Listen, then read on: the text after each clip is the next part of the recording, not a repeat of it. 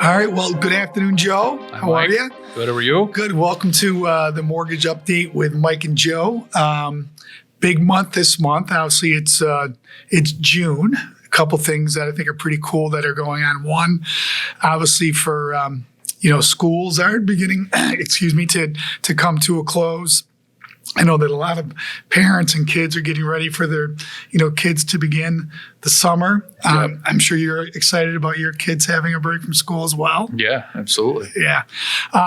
But in regards to, this month, obviously this is an exciting month. It's National Homeownership Month. So Joe, why don't you kind of share with everybody what that means and what we're doing here at GRB to celebrate it? Yeah, I mean, on a national level, right, this is about, raising awareness around the benefits of owning a home and the importance of just that home ownership and making it more affordable and more attainable for everybody. Mm-hmm.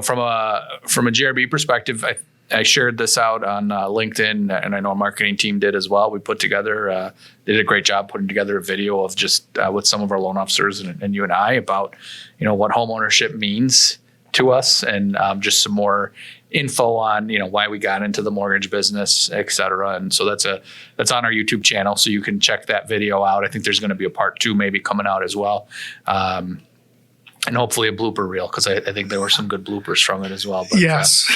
It's about, we talked about this in that video, right? What does home mean to you? The definition of home is different for everybody, but it's something that we should definitely celebrate. Right. I think, we're living in a time right now, particularly here in our backyard, where certainly the market's been it's been a challenge for a lot of buyers, but obviously we want to ensure that we work with them. I know that people get tired, but that there's going to be opportunities for them to buy in the future and to keep them engaged. Yep, 100%. Yeah.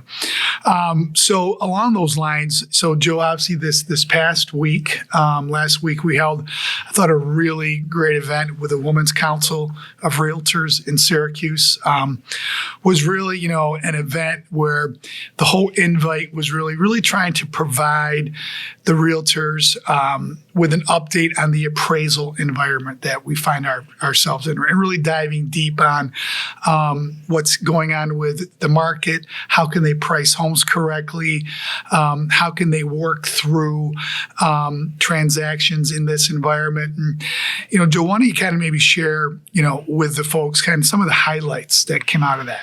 Yeah, I mean, I think one of the outstanding things, or the takeaways that I took away and kind of shared throughout the meeting, is partnerships. Mm-hmm. This business is hard to navigate alone, mm-hmm. right? But when you have partners like appraisers, like lenders, like attorneys, and you're all working together to move that transaction forward, right? Being able to utilize your partners to say, hey, I got a buyer writing on this house, and this is where they want to write.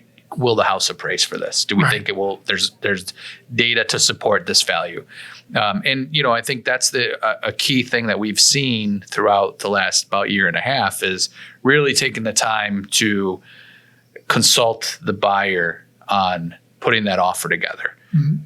Is the house going to appraise? If it's not going to appraise, how can you utilize that appraisal gap solution to really help that borrower understand what that means if the house doesn't appraise, and prepare them to cover an appraisal gap if there's going to be one, so there's not a surprise down the line. Yeah. And really, switching hats from, real estate agent, loan officer to consultant, mm-hmm. and really being able to guide these buyers through this process, because again, it is one of these markets that's changing drastically every day. And unless you're in it, you might enter this market thinking you're going to get a steal on a house and not realizing that you have to write 15, 20, 50% over ask in order to win. Yeah. And it takes, a lot of times we hear it, it takes a while for people to get there and understand that. And sometimes that's through writing offers, and sometimes they can be educated sooner so that they're ready when it comes time. Yeah. I think, Joe, you bring up a great point. I mean, we had one slide that we talked through where we're talking about, really what is an appraisal gap? What does it mean? And what I thought was very cool was the fact that everybody that was on that panel, which was, obviously yourself, being able to comment on, what you need to consider from a lending perspective. Obviously, we had someone there that could comment from an appraisal perspective. We had a realtor and a lawyer that could really speak to how that needs to be written into the contract, and also making certain that the buyer understands what they're agreeing to. Absolutely. And then, it can be done, right? If the house doesn't appraise, the deal can still work. It's how do you restructure it so that the buyer either doesn't come out with more out of pocket, or, they're paying a little bit more out of pocket to still get that house that they want. Right. And so understanding that up front is helpful. Right. So, Joe, let's shift gears. So we are really kind of knee deep into spring right now. The market is strong, and obviously, what we'd like to do each month is kind of give everybody a little summary of the May stats, and just to remind everybody, these are the applications, not the closings. These are the applications that we took these last 30 days, which we think is a really good barometer for people to really understand currently what's going on by zip code. So, Joe, why don't you share that everybody what we learned? Yeah. So, we were talking about Syracuse. We'll start there. So in Onondaga County, the average over ask, the market was pretty flat, 2% over ask, 29% government business in Onondaga County, which is great to see. A little bit more entry point for the FHA buyer, the VA buyer. We had a range of, about 10% under ask to 25% over ask was the highest, and that was in Manlius, the highest, and 13205 in Syracuse was the lowest. So, when you look at that, there were no appraisal gaps. And when we add in Onondaga and surrounding counties, still a little bit higher, but still relatively flat, 3.4% over. Interestingly, these numbers don't really show it as much, but in Rochester, and it does feel like in Syracuse as well, there's a little bit of a shift starting to happen in the market. Can you speak to that, Joe? Yeah. So, one of the things that was common for the last, year and a half was houses coming on the market and coming off the market very quickly. There weren't a lot of price reductions. There weren't a lot of houses going past delayed negotiations. I just did a quick search in Onondaga County this morning. There are 64 properties currently still listed, not pending, that had price reductions on Realtor.com. So that's an insight that we haven't seen in a while, right? We haven't seen a large number. There'll probably be a handful of them at a time, but 64 is a large number, which, is a good indication of a shift. I know we've had some conversations with some different agents that have said the market's a little strange right now. It does seem like there's some buyer fatigue going on from some of the conversations we're having. Some people saying, hey, I got to wait for this market to shift. And I know you've shared your story in the past about timing and when you list the property and to when it's going to sell. And, it almost feels like we're experiencing that a little bit again right now as well. So we'll see how things unfold. But it does feel like there's a little bit of a shift going on right now. Now, when we look at Monroe County, we averaged 18.28% over ask, in the range again from 40% under ask to 52.5% over ask. So, a big spread there. 9.3% was government business. We did have 3 loans with appraisal gaps in Monroe County. Looking at that same, when you look around Monroe County, it's interesting. So in Greece, which is the 14612, 15, 16, and 14626 zip codes, we had 22 transactions. So Greece remains to be a very popular area for us. And in those zip codes, it was average of 15.65% over ask. And then Irondequoit was another one that was very popular for us. So 22 transactions in the Irondequoit zip codes, for an average of 23.87% over ask. So a little hotter than Greece. Yeah. Those zip codes have been on fire the past 3 to 4 months. They have. And when we look at just taking a step back, Webster, Pittsford, Fairport, and Penfield. So in those 4 towns and zip codes, we had 24 transactions. That average was only 6% over ask. So you look at those numbers and wonder, have the realtors changed how they're pricing those homes in those markets? Or is it truly just, they're higher priced, higher average sales price, so the percentage is a little bit lower? Something to dive into a little bit deeper when we look at the numbers. But, some interesting numbers. When we zoom out to Monroe and surrounding counties, it was 13.56% over ask. So again, a little bit down from the 18% in just Monroe. And then there were 6 properties that did have appraisal gaps. So 3 more properties than just in Monroe. Right. So, we are at that time of year where it's, we're going into June, right? People are thinking about a lot of things right now. I know for myself, I'm spending every day of my week at the soccer field with my kids. Sure. So people are out, they're busy, end of school year, stuff like that happening where maybe they're, not as focused on buying a home. But timing is everything, as we've talked about many times. So, if you are thinking about buying, interested in buying, staying active in this shift time frame is going to be what's going to help get you that house. So Joe, you bring up a great point. Obviously this time of year is we typically, as you've already shared, to see this shift beginning to take place. Buyers might be able to get a little bit, better deal in this environment.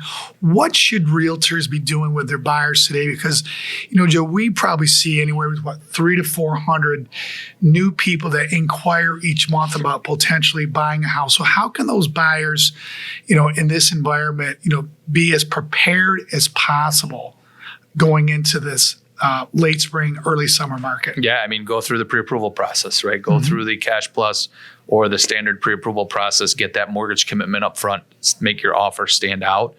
Again, because the competition is less, right? When the competition is less, you want to be able to stand out from that pack. And having a strong commitment letter when you're ready to write your offer helps. Again, looking at that same search in Monroe County of the properties with price reductions, there were actually 52 on realtor.com. So again, something we haven't seen in a while, but it does seem like there's opportunity there for those that maybe were frustrated, and re-engaging those clients is going to be key for our loan officers, for our realtor partners, working together to try and re-engage some of those partners, those borrowers that we pre-qualified earlier in the year that still haven't bought. Yeah. So just to remind everybody, the data that Joe was just going through, we're going to, we'll push that out. We want to make certain that you have access to it. So reach out to your GRB loan officer and they'd be happy to share it. So Joe, this past month, obviously GRB as a local community bank, we want to give back, right? We're fortunate, we want to be able to help those folks that help us. And, we're, thrilled and proud to announce the GRB Community Partners Program. So maybe just remind everybody about what that is and how they can use it. Yeah. So for our community partners, now we defined community partners as K through 12 teachers, policemen, EMT, firefighters, nurses, doctors, and military, active or retired. Right. They will receive a discount on closing costs when they do their mortgage through GRB. Okay. So, really just something to try and give back to the community, recognize those individuals that, help our community day in and day out. And help shape the community that we live in. So, those individuals we've recognized to say, hey, we're going to give you a discount on your closing costs. Yeah, that's awesome. One of the things that we didn't talk about yet is just kind of a little update on, rates. Obviously everybody is curious. We're kind of in a very kind of flat rate environment right now. That being said, it's a big news week this week. Obviously the biggest news is coming on Wednesday with the inflation index, and Joe, maybe you can share with the everybody that's listening, and why is that so important and what to pay attention to. Yeah, it's the Fed's favorite measure, the consumer price index, on where inflation is. And again, the Fed has said they want to get back to a 2% inflation rate. So this number measures month over month and year over year inflation, and it gives us a gauge as to where those numbers are. Right. There had been predictions of a June rate cut. Obviously, we don't expect that. I think the last talk that I heard was September. So hopefully the numbers are trending in that direction where that stays on the table. I think if the numbers reverse when that CPI comes in and we're showing heightened inflation again, that September one could come off the table as well. So I think it's only time will tell. Yeah. Hopefully we're surprised for the good and not for the bad, but all we can do is wait. Yeah, well, that being said, this is probably just a good time to remind everybody of, our Rate Relief Plus, program. Again, it's just another tool that GRB, continues to, provide someone with that 1% lower rate for 1 year, does save them, for those 12 months. So, we're probably seeing about a third of the applications that we're taking, people are taking advantage of that program. Anything you want to add to that, Joe? Yeah, with that program, I actually did this exercise with somebody the other day. Understanding that savings in that first year, you may look at it and say, well, my rate's going to be higher after my first year than it would be if I just took the standard 30-year fixed. But it actually takes about 4 years, roughly, paying, the little bit of a higher rate after that first year, until you exhaust all your savings. Right. So, we all hope that rates are going to drop in the next couple of years where you'll be able to take advantage of that refi. Right. But even if that were not the case and it took, 3.5 to 4 years for that to happen, you'd still be better off taking the rate relief program that's out there today. So well said. That savings, that long-term savings is key, and looking at it from that short-term and long-term impact. Right. Well, just want to remind everybody that, listen, if there are specific topics that you would like Joe and I just to talk about, to debate, please feel to email us. We're excited that next month we're going to be hosting this podcast from Central New York. We'll be in Syracuse. We're excited, to do it there. We're super thrilled. We've been there now, Joe, for about 5 years. Yep.